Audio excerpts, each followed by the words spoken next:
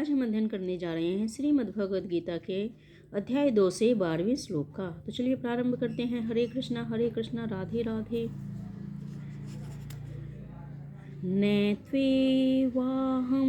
जातुनासं नैत्वं नेमे जनाधिपः न चैव न भविष्यामः सर्वे वयमतः परम्। अर्थात ऐसा कभी नहीं हुआ कि मैं न रहा हूँ या तुम न रहे हो, अथवा ये समस्त राजा न रहे हों, और न ही ऐसा है कि भविष्य में हम लोग नहीं रहेंगे।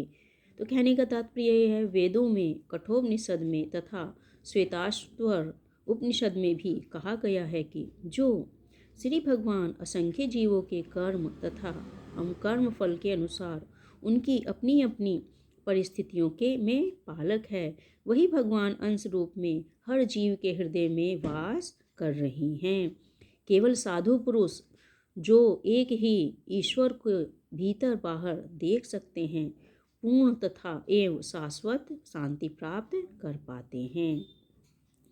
नित्यो नित्यानां चेतनाचेतसानां एको बहूनानो विद्याति कामान् तमात्मास्थं ये अनुपश्यन्ति धीरा तेषां शान्ति शाश्वती नेतेरेषाम्। ये कहाँ से कहा गया है? कठोपनिषद से। तो जो वैदिक ज्ञान अर्जुन को प्रदान किया गया, वही विश्व के उन समस्त पुरुषों को प्रदान किया जाता है जो विद्वान होने का दावा करते हैं, किंतु जिनकी ज्ञान राशि न्यून है।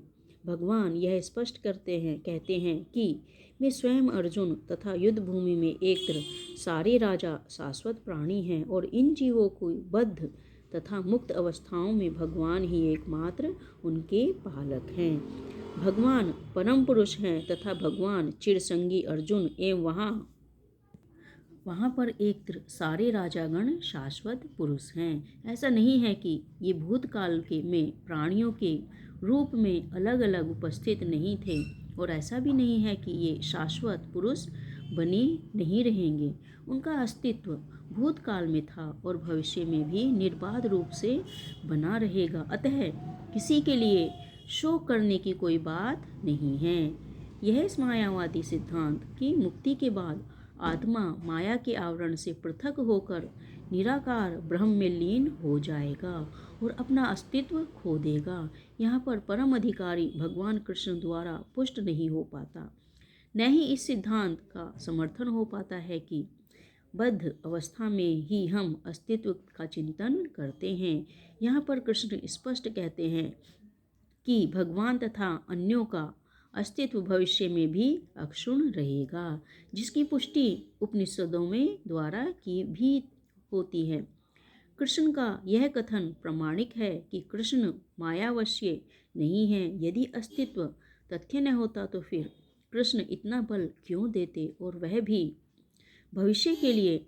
मायावादी का तर्क कर सकते हैं कि कृष्ण द्वारा कथित अस्तित्व अध्यात्मी न होकर भौतिक है। यदि हम तर्क को ही कि अस्तित्व भौतिक होता है स्वीकार भी कर लें, तो भी फिर कोई कृष्ण के अस्तित्व को किस प्रकार से पहचानेगा।